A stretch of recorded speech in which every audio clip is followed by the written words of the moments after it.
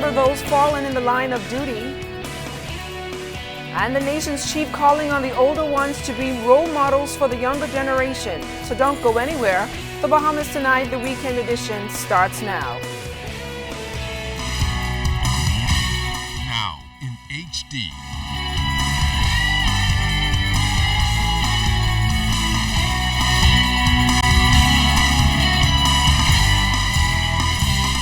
ZNS Network presents The Bahamas Tonight. This portion of the news brought to you by BTC Every Day.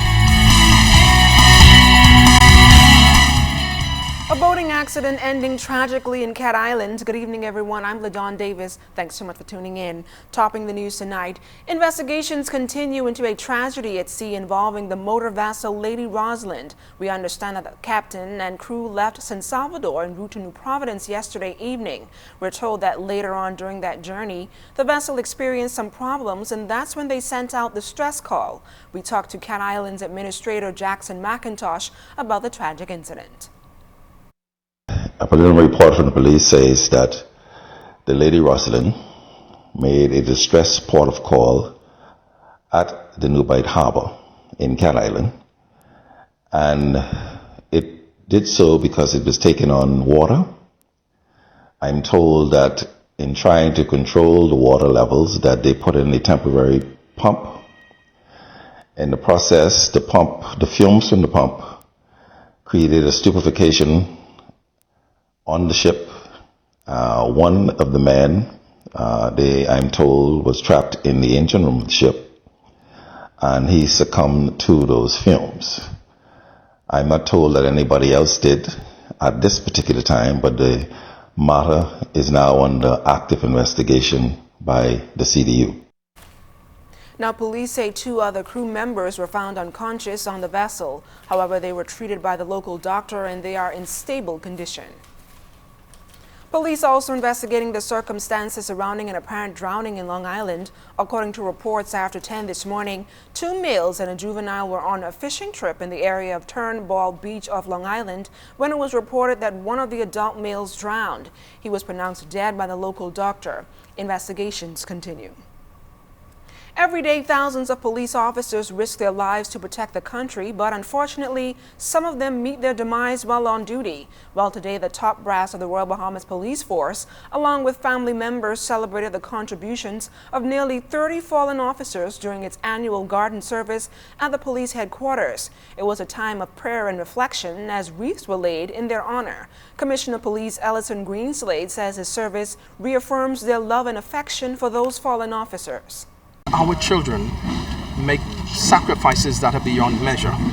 And so on that wall at that Garden of Remembrance where we stood just a short while ago are the names of police officers who sacrificed their lives in the service of the people of this country.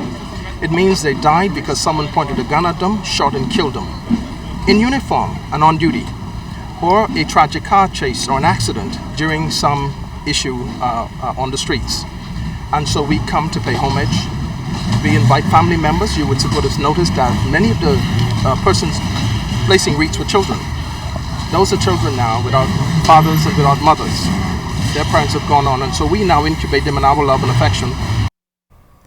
Commissioner Greenslade says the carnage that's being experienced on the streets hurts everyone, and this service is a reminder of that. And as the police force works to reduce crime, the commissioner is calling on Bahamians to do their part as well.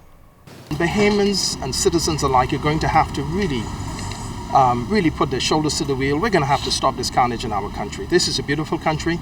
God has blessed us tremendously. And I think we should focus all of our energies going forward, all of our energies, together as one big family in trying to solve these problems. We need to get rid of this anger. We need to be the healing balm, as the Bible would say in Gilead. We need to sort this problem out. And as the police force works to reduce crime, former Assistant Commissioner of Police John Ferguson is doing his part to mentor young people and steer them in the right direction through a special Sunday school program. For the past 15 years, the Big Harvest Community Sunday School's Rally in the Alley has become a source of inspiration for inner city youth and a source of encouragement to those that have taken the time to mentor them.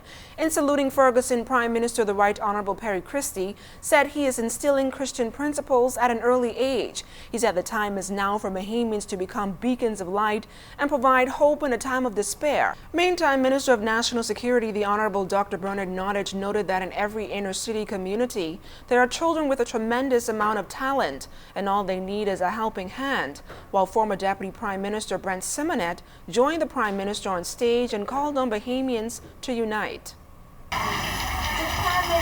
The hope that someone cares, and that in caring they will be discovered as to the gifts and the talents they have. I am on a mission to try and find fathers for some of these children, because we have a condition in our urban communities where many young children do not know their fathers, or haven't met their fathers, or not being provided for by their fathers. Let's make sure the children behind the Prime Minister and ourselves have a great Bahamas to grow up in. It is for us to recognize this occasion and to recognize the significance of it, and that every step we take towards doing something good is a step to progress our country. 7 religious leaders from throughout the Bahamas were honored for their work in mentoring young people. They are former president of the Bahamas Conference of Seventh-day Adventists, Pastor Hugh Roach, teachers Kerry Collins, Stanford Stirrup, Vandeline Hunt, Neville Seymour, Mina Griffiths, and Melanie Lightbourne Poitier. David Forbes was awarded Big Harvest Sunday School Student of the Year 2015. Ferguson says it's encouraging to see young Bahamians, especially boys, show an interest in God. This event comes just weeks after 2 teenagers in that community were shot. Still, organizers say they refuse to allow such incidents to put a cloud on that community, as they remain committed to transforming the lives of youth. Under the theme, Ye Are the Salt of the Earth, Senior Pastor of New Lively Hope Baptist Church delivered a passionate keynote address. Keep your ministry salty. Keep flavor in your activities. Keep flavor in your lives. Keep your lives salty. Season your life with salt. Season your walk with salt. Season your actions and attitude with salt. For heaven's sake, season your speech with salt. The world is watching. The world is listening.